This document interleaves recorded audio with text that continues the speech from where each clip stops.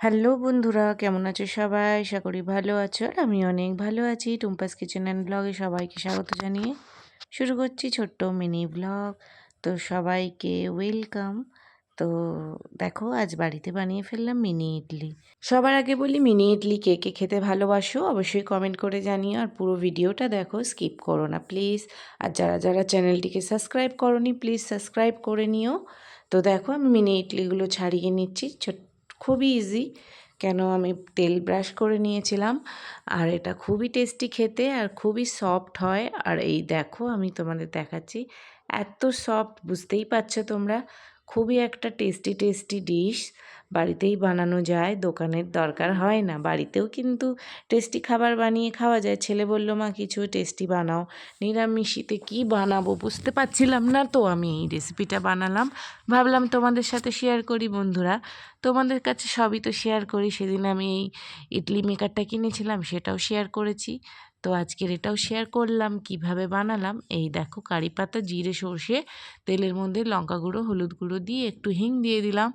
দিয়ে এবারে এটাকে আমি সটে করে নেব।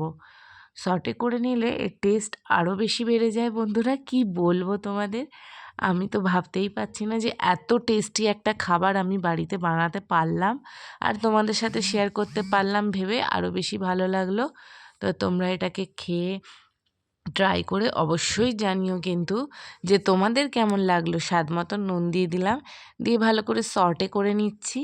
আর এটি এত টেস্টি একটা খাবার। ছোট্ট মিনি ইডলি, বড় বড় ইডলি হয়তো খেতে খেতে আমরা হাঁপিয়ে যাই, এরকম ছোট মিনি ইডলি হলে বাচ্চারাও খুব খুশি খুশি খায়। টিফিনেও দেওয়া যায়, বাড়িতে কেউ ঝট করে চলে এলো সেটাও বানানো যায়। আর এর সাথে আমি কি কি দেবো সেটাও তোমাদের সাথে শেয়ার করব। তো তোমাদের ভিডিওটি কেমন লাগলো আর তোমরা কোথা থেকে দেখছো সেটা কিন্তু প্লিজ প্লিজ একবার শেয়ার করো, কমেন্ট করে জানিও। আর আমি তো আজকে এটা বানালাম, খুব ভালো লাগছে এটা, যে আমি তোমাদের সাথে এইটা শেয়ার করতে পারছি। এর থেকে আর ভালো কি হতে পারে, তাই না বলো বন্ধুরা? তো চলো প্লেটিং করে নিই।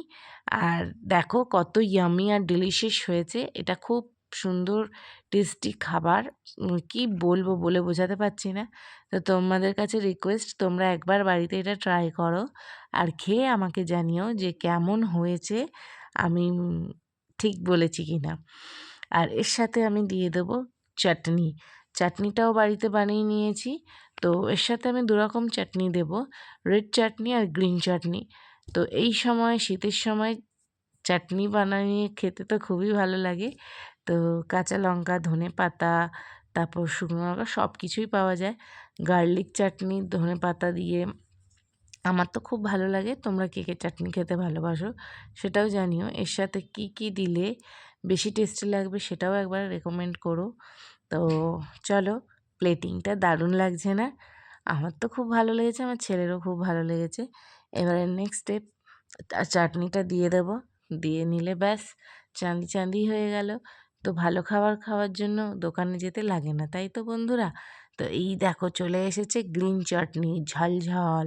যারা যারা ঝাল ঝাল স্পাইসি খাবার খেতে ভালোবাসো, এইটা কিন্তু তাদের জন্য একদম উপযুক্ত খাবার। আর বাড়িতেই বানিয়ে নেওয়া যায় শুধুমাত্র চাল আর ডাল ভিজিয়ে। এটা খুবই হেলদি, বাচ্চারাও খেতে পছন্দ করবে আর স্বাস্থ্যের পক্ষেও এটা ভালোই।